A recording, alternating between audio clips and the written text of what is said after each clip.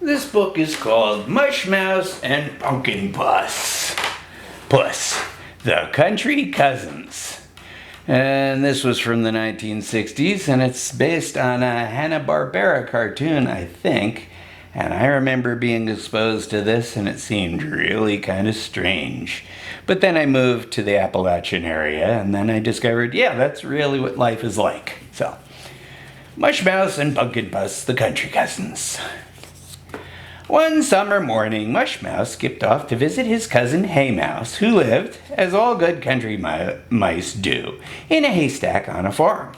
He whistled a cheerful tune as he went on his way. He didn't know that Punkin Puss was creeping after him. When Mushmouse came to his cousin's house, he called out, "Howdy!" Ritual greeting.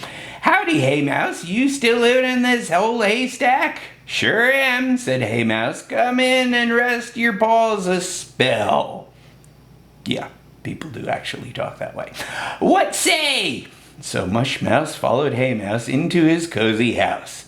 Just as the two cousins sat down to gossip over a tasty piece of cheese, a gun barrel poked through the hay. Haymouse squeaked in alarm. "Who in tarnation is out there?" "I reckon it's old Punkin Puss," said Mushmouse, who wasn't alarmed at all. "He must have followed me."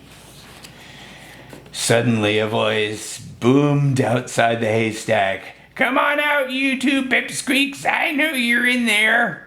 The barrel of the gun jabbed deeper into the haystack, but the two cousins jumped aside unharmed. "Head for the hills, you critter cat, and leave us alone," said Mushmouse. "Well, trim my whiskers. Listen to Mushmouse talking tough," Punkin Puss cried. "Don't you go playing no cat and mouse games with me." "He's nothing but a blabbermouth," Mushmouse told his cousin. "Pay him no mind." The gun barrel came poking in again, still deeper.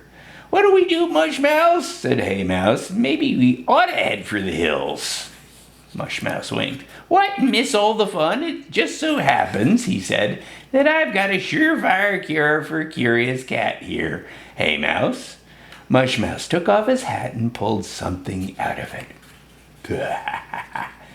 "'Tain't nothing but a big old yellow balloon," said Haymouse. "Don't see what good that'll do." His whiskers started to tremble.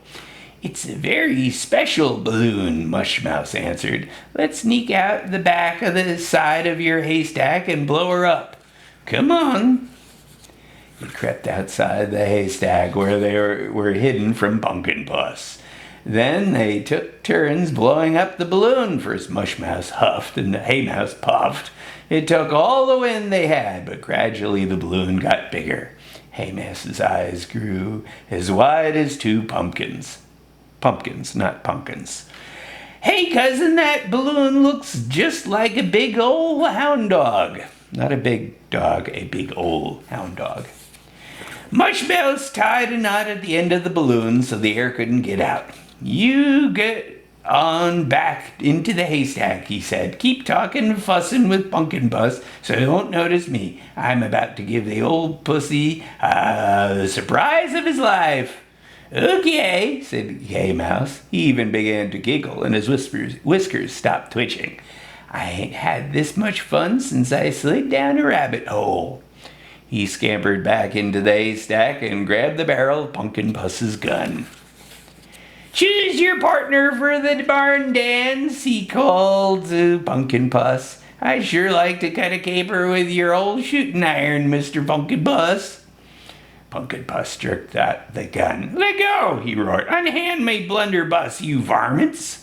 When Punkin Puss and Haymouse were fussing, Mushmouse crept around the outside of the hack. He got behind Punkin Puss, and quiet as a mouse, which he happened to be, so it makes sense that he would be as quiet as a mouse, he tied the hound dog balloon to Punkin Puss's tail with a piece of string.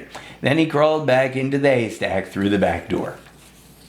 "Why don't you pick on a critter your own size?" Haymouse called to Punkin Puss. "'Cause there ain't nobody around here as big as me," said Punkin Puss.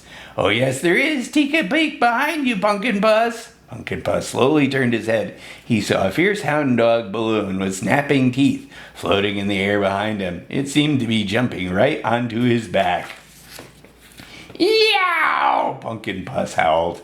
His hair stood straight on end. He forgot about Mushmouse and Haymouse and dashed for the shelter of some nearby trees. But no matter how fast he ran, he couldn't get away from the hound dog tied to his tail. That balloon will bust when it tries to run into the woods, said Mushmouse. It'll catch on a branch, and old Punkin Puss will be madder than a wet hen when he knows we outfoxed him.